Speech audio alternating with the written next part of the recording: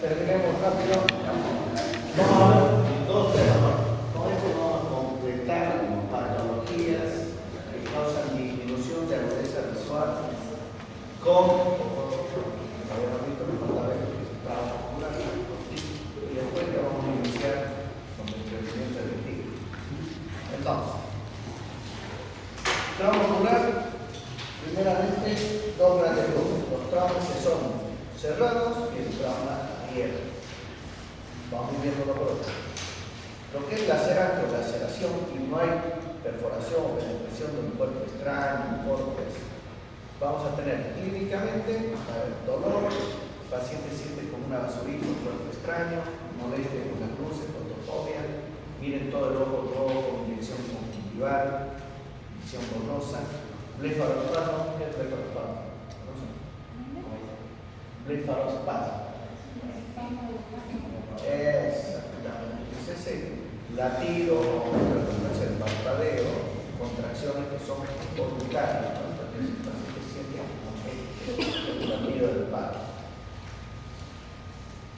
¿Qué hacemos entonces si tenemos algo externo, químicos, cuerpos extraños que nos ingresan al ojo? Lo más importante cuando tenemos un tipo de paciente así, tenés que hacer rápidamente la anamnesis, no te demores mucho, porque estamos hablando de pacientes que van a llegar con dolor, con químico, algo que necesitan lastimando el ojo. Si logras tomar la visión, por lo menos identificar algo de la agudeza visual del paciente, mejor. ¿Por qué? Porque debe ser por un tema legal, ¿no? Después el paciente dice, yo veía muy bien cuando llegué al hospital, a la posta, al centro de salud, y ahora no veo nada. Entonces, lo más dolorido, señor, y ve acá la mano, todos los dedos, luz, sí. No, agudeza visual, ojo derecho, no. Eso es importante intentar, total toma segundos. Si tienes el ingreso de un químico en el ojo, lo primero es la mano. Porque ¿qué evitamos que se dañe? ¿Qué estructura del ojo se puede dañar si mantenemos un químico en el ojo? La córnea, correcto. Si te ingresa la lavandina, muy frecuente, todo eso es frecuente del día a día. Entonces, ustedes que van a estar en el internado, en la provincia, gente del campo, que le entró la chispita, que cocinando, eso es muy frecuente. Entonces, lo primero que tienen que hacer, ya han hecho los interrogantes rápidamente, lavarlo. Uno de los problemas o de las complicaciones más frecuentes es porque parchan el ojo. Entonces, si vos parchas el ojo con el químico adentro, el daño sigue, ¿verdad? Sigue quemando, lastimando y, como dicen, generando mayor lesión en la córnea. Y eso es frecuente también. ¿Por qué? Porque el centro de salud o el enfermero o alguien dice, tápele el ojito para que vuelva mañana que viene el especialista o mañana curarle el ojo. Le parcha. Entonces ahí lo destruimos el ojito porque sigue el químico dañando y lastimando. Podemos utilizar cualquier solución de esas, puede ser fisiológico, Ringer. Lo importante es que sea un lavado completo. Hacemos mirar arriba al paciente, abajo, pueden usar jeringas grandes de hielo de 20, con esa misma presión va a salir todos los restos o lo que se encuentre en el ojo. Ante la sospecha del cuerpo extraño, los restos, siempre hay que vertir el párpado. Eso es importantísimo. ¿Sí? ¿Ustedes alguna vez han doblado el párpado? Sí. Es fácil. Ustedes hacen un pequeño descenso, como ven en la imagen, primer paso es descender un poco el párpado, hacia abajo lo giran un poquito y en el centro hacen una pequeña presión para girar. Esto se puede hacer con el dedo, pueden usar como imagen un cotonete, la punta del bolígrafo, con lo que les sea más útil. Es una maniobra rápida, sencilla, es fácil, pero ¿qué pasa? Muchos lo obviamos, vemos más por fuera y resulta que la basura, el cuerpo extraño o algo está dentro del párpado, que es muy frecuente. Si tenemos un cuerpo extraño ya visible, muchas veces en córnea, todo lo vamos a poder ver. Si estamos paciente, la hendidura y se observa las figuras metálicas, restos, las personas que andan en moto, en el viento de la tierra, es súper frecuente que entre una basurita, un cuerpo extraño en el ojo. Identificamos, bonita anestesia y retirar el cuerpo extraño. Ahora, si ya tenemos un golpe, una confusión, como vemos acá, hipnosis, hematomas, que se van a generar alrededor del párpado y alrededor de la órbita. Entonces, ver el antecedente es muy importante. Esta es una de las partes que quiero que tomen más atención, que es muy importante que sepan, que son las posibles fracturas que pueda tener un paciente. Si tenemos un trauma, un golpe de turno, palo, objeto contundente, puede haber fractura en alguna parte de la órbita. De lo más frecuente es el piso de la órbita, por ejemplo, que es el ejemplo que les voy a mostrar enseguida. Si tenemos fractura de alguna parte de la órbita, va a haber compromiso de uno o varios músculos extraoculares. ¿Qué quiere decir? Que va a estar comprometido el paciente si hay lesión o atrapamiento de los músculos. Los movimientos, ¿no? Y si yo tengo falta de un movimiento que no pueda realizar el paciente porque tiene atrapado el músculo, por ejemplo, si yo tengo fractura en el hueso medio, ahí está el recto medio, ¿no? Ese musculito que me lleva el ojo hacia adentro y participa en la mirada hacia afuera. Y cuando yo haga mirar al paciente al un costado, al otro lado, el ojo bueno va a ver y el otro ojo va a estar atrapado el músculo porque hay una fisura, hay una fractura y ahí está atrapado el músculo. ¿Qué va a generar el paciente? Fibrosis. ¿Por qué? Porque yo le estoy hablando a las compañeras y el doctor me dice, ahora mira ya al costado, listo, uno gira y el otro está atrapado, no hay movimiento, el músculo está atrapado, entonces sigue mirando al frente. Dos imágenes, fibrosis. Perfecto. Entonces, ¿qué dice acá? Limitación de los movimientos oculares. Entonces, que llega a la urgencia, 1 de la mañana, a las 2 de la mañana, por eso, por peleas, por borrachos, ustedes lo van a tener. Y si es un golpe fuerte, lo primero que tiene que evaluar es saber si no repetir. Visión, donde le duele, viajan los movimientos. Sigue el dedo y van a ver que es muy llamativo el atrapamiento. Gira uno hacia arriba en alguna posición. Si hay lesión muscular o compromiso del músculo, no va a completar o realizar los movimientos de forma normal. Como dice el compañero, diplopía, el enoptalos o exoptalos, como ven en la imagen arriba, exoptalos, como hacia afuera, enoptalos hacia adentro, dependiendo qué parte está comprometida. Ahí vamos a tener una simetría facial y a simple vista menos. ¿Sí? En el piso, como en el enoptalos, pierde el piso de la órbita, entonces no decide porque no hay sostén, ¿verdad? No se está sosteniendo el globo ocular adecuadamente, entonces está una imagen, pérdida de esa grasa preocular, el sostén en el piso de la órbita está ausente, entonces hay una simetría facial. Fimosis y enfisema, la presencia de aire, como ven en la imagen abajo, esa radiografía que vemos, aire por esa zona, ¿sí? ¿Por qué? Porque al haber fractura pasa el aire por donde no debería. ¿Qué estudio hacemos? Mira, acá tenemos una TAC, podemos hacer radiografía, sobre todo la TAC. La tomografía nos da mucho detalle de la parte ósea. En esa imagen a la izquierda lo que se ve es rojo, es una malla. Entonces, si el paciente ha sufrido una fractura del piso de la órbita, el globo ocular no tiene dónde apoyarse, ¿verdad? Por eso tenemos esta imagen de levantarnos, de desciende. Entonces, ¿qué tenemos que hacer? Crear un piso falso, que es esa malla que se coloca en los pacientes. De esa forma, vamos a poder tener en su lugar al globo ocular y liberar al músculo para que siga funcionando perfectamente. El fondo de ojo, por si la lesión, el golpe, el trauma ha sufrido lesión en la retina, etc., hay que hacer siempre rutina un fondo de ojo. ¿Qué más tenemos? Tenemos el trauma ocular ya con globo abierto, que es cuando hay compromiso de la estructura hacia afuera, quiere decir que pueda salir contenido de nuestro ojo al exterior. ¿Qué pasa? Miren la imagen abajo a la derecha. ¿Ven? Objeto concurrente, filoso, atraviesa la córnea, perfora y vamos a tener salida de líquido. Humor acuoso. Muy bien. Si perdemos humor acuoso, la presión del ojo aumenta o baja. Baja. Entonces, por eso dice ahí hipotonía ocular. Se va a hacer como una pasa de huevo, termina perdiéndose porque no tiene tono, no tiene presión, no hay líquido. Luego pincha el color, no se va a desinflar todo lo mismo de la. Entonces hay que cerrar ese ojo inmediatamente. margen de eso, ¿qué riesgo tiene este tipo de traumas? Al ser traumas abiertos, perforados.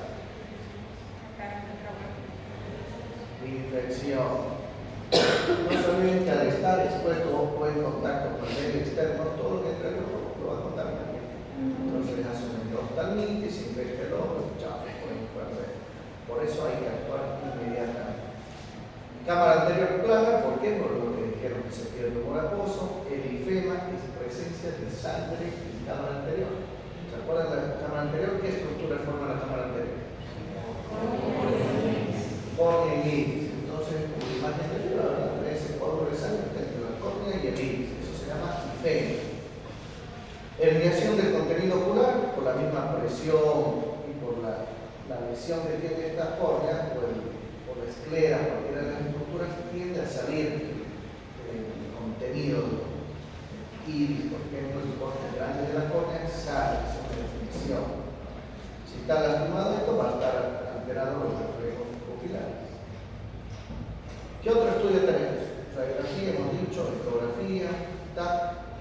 ¿Cuándo no realizaríamos una ecografía ocular? ¿En qué tipo de estos traumas hemos mencionado? El trauma abierto. ¿Por qué? Porque no se olviden que la ecografía hace presión sobre el tejido abdominal, cualquier tipo de ecografía es sobre el tejido. Si estás con un ojo con una herida abierta o estás saliendo con el ojo y encima lo estás apretando, vas a terminar de terminar el pobre ojo. Entonces haces estudios de imagen en esos casos. ¿Bien? En lo que es un trauma ocular severo, ya la penetración, la perforación que realiza el cuerpo extraño, el objeto, va a generar lesiones de prácticamente todas las estructuras del ojo. Ahí ese tipo de tornillo que atraviesa qué estructuras ya, por ver la imagen, ha comprometido. A ver, primero que atravesamos. De ese hizo trayecto y iris. En el iris muy poco, pero sí ese borde donde se ve, ¿no? Se lastima un poco, porque hasta ahí pasa. ¿Y qué llega a la espinal? Cristalino. Entonces ahí hace una catarata inmediatamente postraumática. Y si llegó hasta atrás, bueno, ya lastimar la retina, nervio, etc. Y ya por ver la imagen, como dice usted, todas esas estructuras están comprometidas.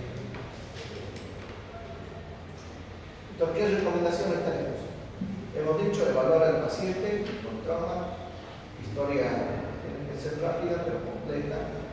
Es distinto que venga un paciente, doctor, me entró la bambina del ojo, hace media hora y hace una semana, ¿verdad? Es otro pronóstico, otro manejo. Entonces, el tiempo, el lugar, el momento, qué fue lo que le ingresó, si es un cuerpo extraño metálico, ¿qué estudio no hacemos? ¿Está contraindicado? Ecografía. Excelente, no se olvide que el magnetismo, hacer que ese cuerpo extraño esté dando vueltas ahí, lo vamos a destruir el ojo. Siempre realizar el estudio en ambos ojos.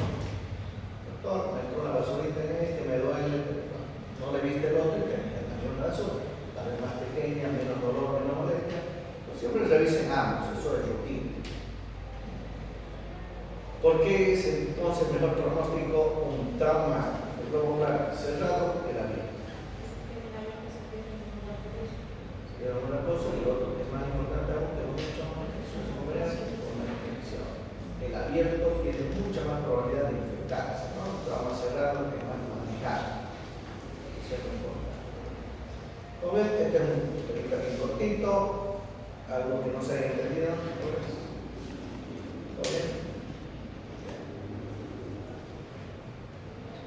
Entonces, esto era para completar lo que es patologías que causan disminución de agudeza visual, pero con horror. A partir de ahora, ya pasamos al otro grupo. Las que ocasionan disminución de agudeza visual, pero sin horror. Esta primera que vamos a ver es el desprendimiento del retina. ¿Bien?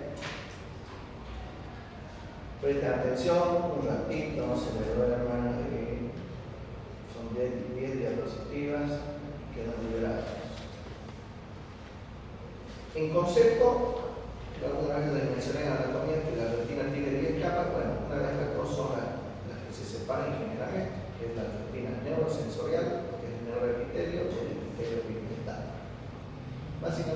imagen que tienen que tener en mente, que esa pared posterior va a salir de su lugar, se va a desprender.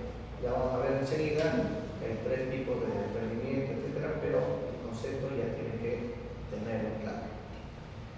Clínicamente, inespecífico, que hemos visto en muchos casos se presentan estas mosquitas volantes miodesos.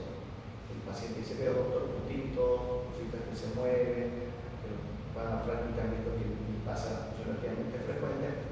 Esas son las famosas moscas volantes o miodesosas. ¿Qué son? Fotópsias. ¿Cuáles serán las fotópsias?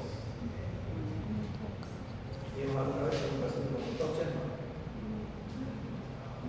La fotopsia es similar, pero son flashes, luces. Entonces el paciente dice, doctor, me aparecen unas lucecitas, flashes. También frecuente, entonces ahí uno ya se va alarmando. Ahora, si a esto se suma una pérdida de campo visual o un sector donde el paciente refiere ver una mancha negra, una tela, pero es fija, es el peor problema. Lo dice el doctor, lo veo acá usted muy bien, pero toda esta parte está negra, sobre ese lado. Entonces ahí puede estar comprometida alguna parte de la retina por eso pérdida de algún sector del campo visual del paciente. Bien. Factores de riesgo, la alta miopía, que son en los que tienen 6 dioptrías o más de miopía. Su compañera tiene miopía 0,50. ¿Es un factor de riesgo? No. ¿Por qué sería un factor de riesgo las miopías muy altas, de 6 o más, 10, 15 de miopía, que se desprende la retina? ¿Por qué creen?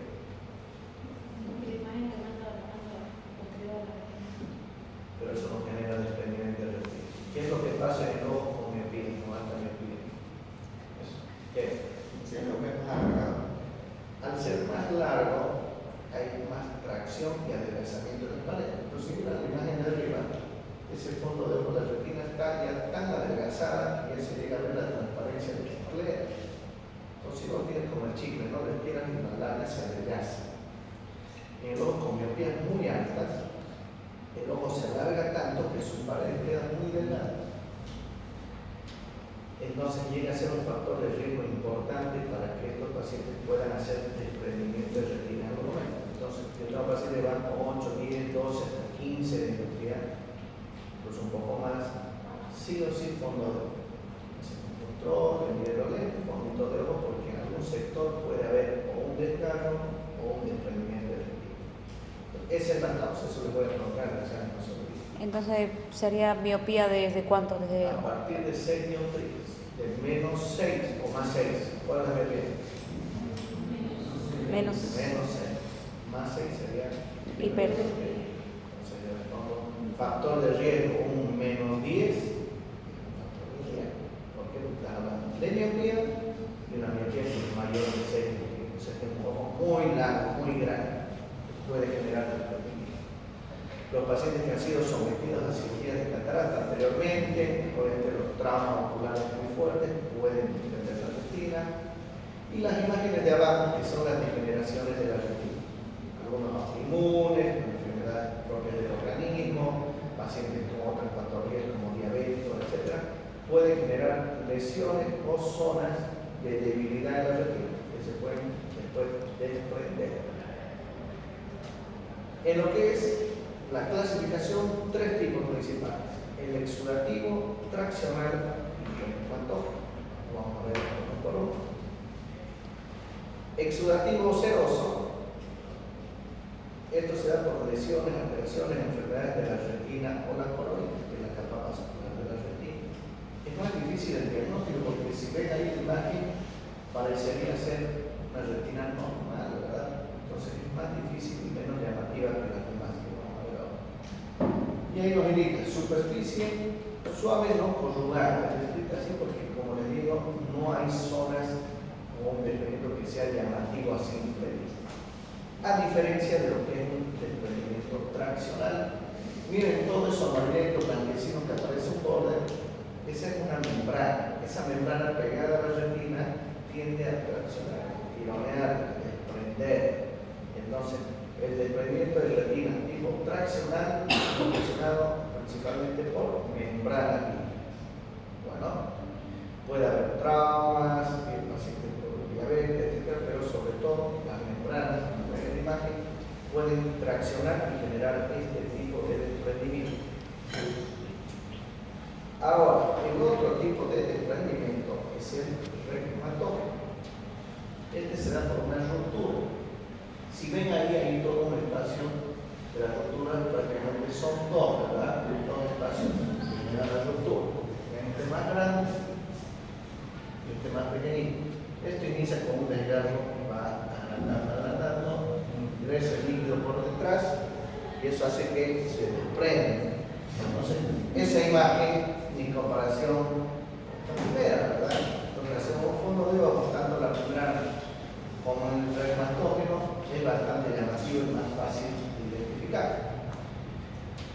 Este tipo, el reumatógeno, es el más frecuente, acompaña igual fotopsias, latinoresopsias, es decir, lucecita, la mosquita volante, tiende a disminuir la presión intraocular.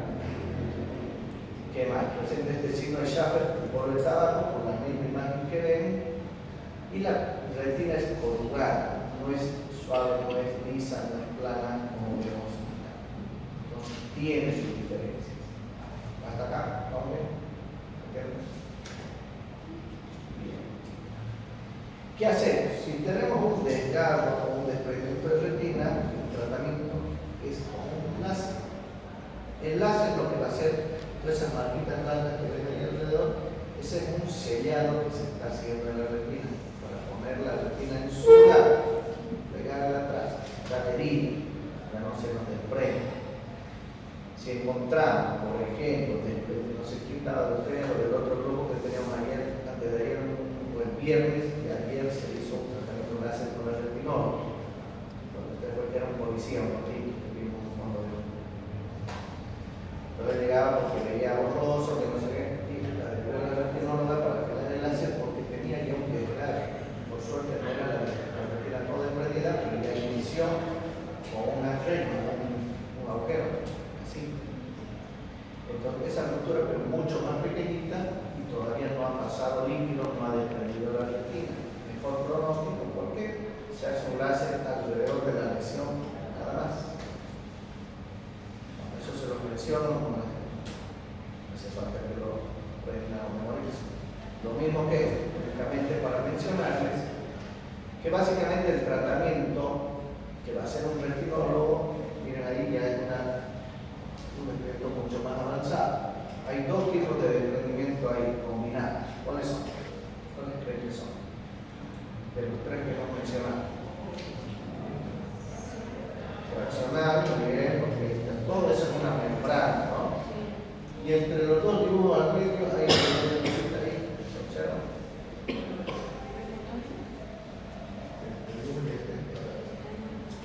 Ahí está la ruptura, ¿no?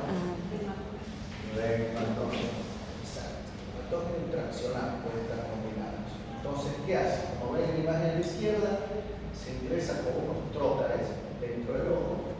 Uno ilumina para tener cámara y ver lo que se está haciendo atrás del ojo.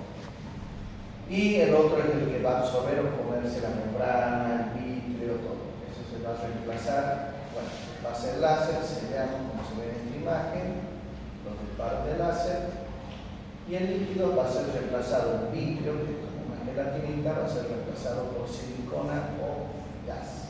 ¿Para qué? Porque mantenga su tono, su expansión y su forma normal el ojo ocular. ¿Bien? ¿Se entiende, jóvenes? ¿Dudas? ¿Preguntas? ¿Nada? ¿Todo bien?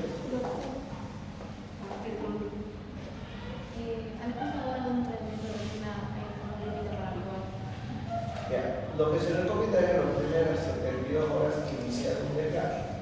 Eso es lo más recomendado. Ahora hay pacientes que tienen un desprendimiento de retina que acuden a los 2 meses, al mes y no han tenido un avance muy grande. Va a depender si el paciente tiene enfermedades adicionales, si ha hecho reposo, hay otros factores que tienen que ver. Lo ideal es en los primeros días, al igual que los trabajos, actuar rápido, antes de que, como en extraccional, genera acumulación de líquido y el desprendimiento avance, porque esto es progresivo. Entonces, si encontramos un desprendimiento, no es que se va a quedar ahí, va a ir avanzando, y si la mayoría como esa imagen de la estructura de la retina, y el pronóstico es otro, ¿no? Ya se hace la cirugía más por mantener el ojo, pero el tema visual, la ruptura un poco más. Entonces es importante actuar en los primeros días. Doctor, ¿cómo funciona esta crioterapia? En la crioterapia, en la aplicación de lo que es el tratamiento frío, ya mucho no se hace actualmente, pero sí es una de las opciones para que el desprendimiento de retina, toda la zona que está desprendida, vos puedas controlarla o disminuir la progresión. Ahora, la crioterapia, nosotros la que bueno, nosotros no escuché que la hagan, y la hacían sobre todo animantes, porque eso se usaba inclusive para cirugía de catarata.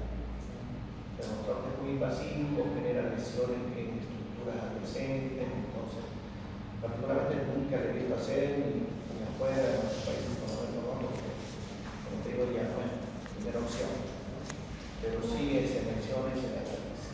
La primera opción sería láser, entonces. La primera opción, exacto, es la vitrectomía. La vitrectomía es la cirugía que les muestro acá, que es vitrectomía con panfotocoagulación. Quiere decir que se va a retirar ese vítreo, se hace una limpieza, y la panfotocoagulación, no se olviden que es todo, ¿no? Entonces, panfotocoagulación es hacer láser de coagulación en toda la retina. Hay una estructura ahí, bueno, dos estructuras que no le estamos dando láser. ¿Cuáles son? El nervio. El nervio óptico, muy bien, y algo más. ¿Está ahí cerquita el nervio óptico? ¿Qué es?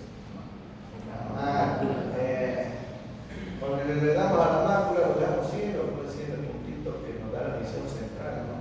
Entonces ahí no lo tocamos, ni el nervio óptico ni la mano. Entonces se ve clarito el nervio como está tacto, a la distancia que está la mácula, y al resto ya le damos láser toda la retina. De esa forma aseguramos que esa pared o esa retina esté adherida y no se desprenda. ¿Qué más? Doctor, ¿el paciente siente dolor o no es solo la fotopsia? No tiene dolor. No tiene. No presenta dolor. Es más, por eso está acá dentro de las patologías de disminución de aguanza visual sin dolor. No hay inflamación, porque no es una lesión interna, ¿no? Que es lo que genera el paciente se asusta muchísimo porque son pérdidas súbitas, ¿no? Vos tienes el trauma, un pelotazo, pasa mucho. Un pelotazo y cuando lo detén, por ejemplo, entonces el paciente inmediatamente está puede ver un sector, entonces cubre todo esto negro, tiene inmediatamente ese desprendimiento a la pérdida del campo visual y se asusta. Por eso, entre comillas, es más detectable que el glaucoma. El glaucoma no genera absolutamente nada, te das cuenta tarde, casi comienzan las mosquitas, los puntitos, las lucecitas, una tela, pérdida de algún sector del campo visual. Es mucho más llamativo y el paciente puede correr hasta no. Entonces eso nos da más chance de actuar rápidamente